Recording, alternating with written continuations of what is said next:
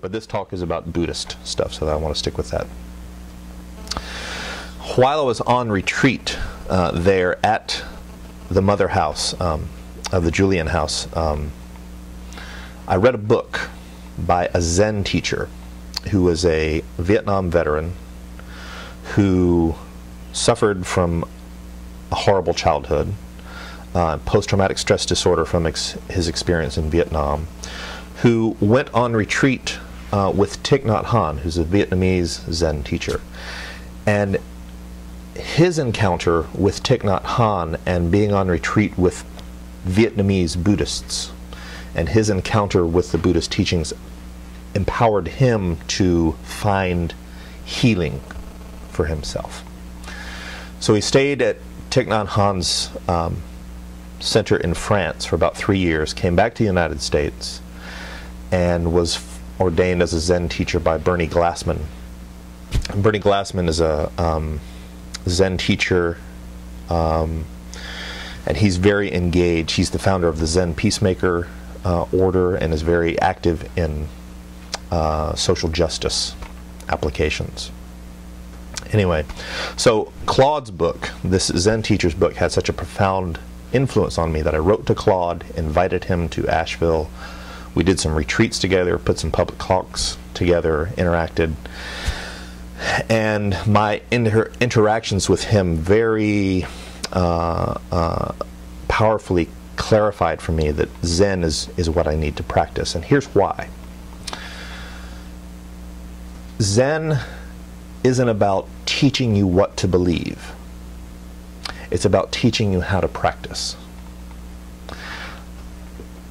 So I'm reading this book, Without Buddha, I Could Not Be a Christian, by Paul Knitter. And there's he's a former Jesuit, teaches theology now. But there's a quote in here from another Christian Buddhist named Michael Holleran. Michael Holleran was a Carthusian monk for about 22 years and is now a parish priest in New York and is a certified Zen teacher ordained in the Zen Peacemaker order. And this is what Michael Holleran has to say. In my long experience of our Christian tradition, I have found that we are high in inspiration, but low on technique, long on ideas and content, but short on method. And I realized that that's what I need. That's what I experience to be missing as a Christian, is we're indoctrinated and we're taught what to believe, but we're weak on the areas of how to apply that. What do we do with it? How do we put it into practice? And so that's what drew me to Lindisfarne, is this is an opportunity to practice this. This is a group of people who want to not just talk the talk, but walk the walk and figure out how to do this in the world. So, I also want to read this quote from Thomas Merton.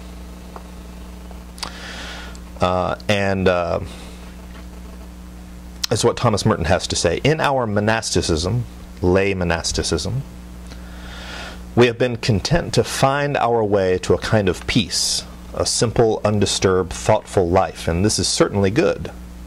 But is it good enough?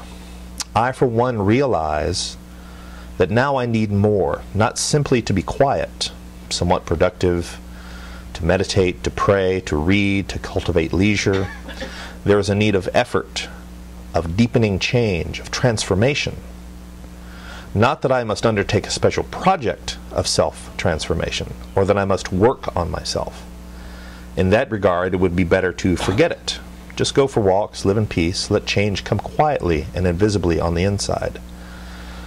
But I do have a past to break with, an accumulation of inertia, waste, wrong, foolishness, rot, junk. A great need of clarification, of mindfulness, or rather no mind, a return to genuine practice, right effort, a need to push on to the great doubt, need for the spirit to hang on to the clear light. So this is what I think the Zen tradition has to offer to us, is practice. How do we practice what we preach? How do we put this monasticism into practice? We think that if it looks like a religion, sounds like a religion, smells like a religion, then it's a religion.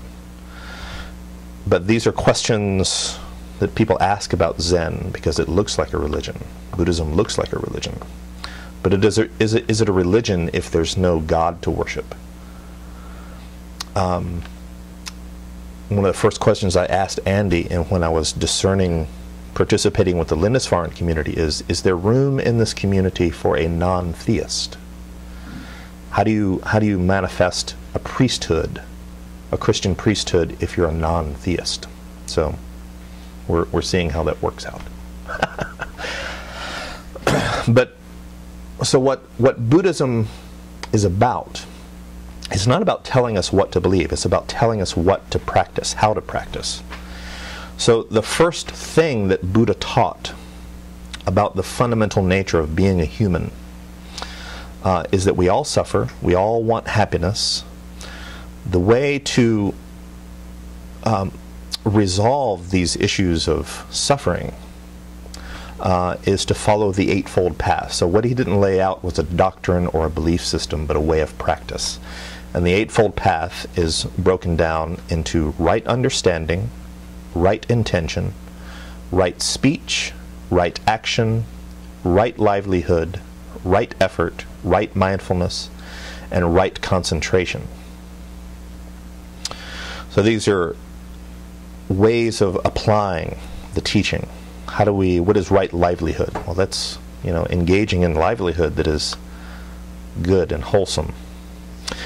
So, since my encounter with Claude Anshin Thomas, I've left the world of the Episcopal Church, and I've left the world of Tibetan Buddhism.